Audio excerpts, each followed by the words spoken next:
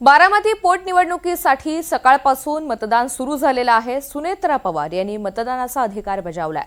त्यासोबतच जय पवार, पार्थ पवार, सुप्रिया सुळे यांनी आज बारामतीमध्ये मतदान केलं। अजित पवार यांच्या पत्नी आणि उपमुख्यमंत्री सुनेत्रा पवार या पोटनिवडणुकीला उभ्या आहेत। ही निवडणूक बिनविरोध होणं अपेक्षित होतं, पण 22 अपक्षांनी उमेदवारी मागे न घेतल्यामुळे इथे निवडणूक पार पडतीये। मात्र मतदानाचा हक्क बजावण्यापूर्वी सुनेत्रा पवार विद्याप्रतिष्ठानमधील अजित पवार यांच्या स्मृतीस्थळाचं दर्शन घेण्यासाठी दाखल झाल्या। सकाळी 9 वाजेपर्यंत बारामतीमध्ये 8.1% इतकं मतदान झालेलं आहे।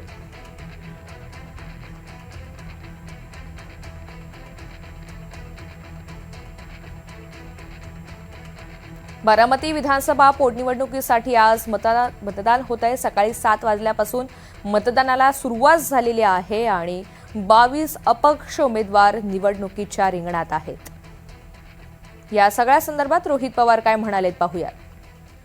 कधी कधी चांगल्या गोष्टी होण्यासाठी काही कडक निर्णय घ्यावे लागतात, काही गोष्टींचा त्याग द्यावा लागतो।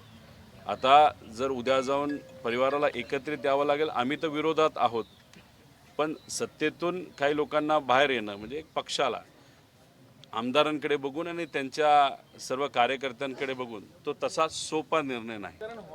दादा असताना विलिनीकरण होणार होतं, दादा असताना विलीकरण झालं असतं तर मी तुम्हाला आत्ता आत्मविश्वासाने सांगतोय 2029चे या राज्याचे मुख्यमंत्री हे दादा 100% त्या ठिकाणी झाले असते।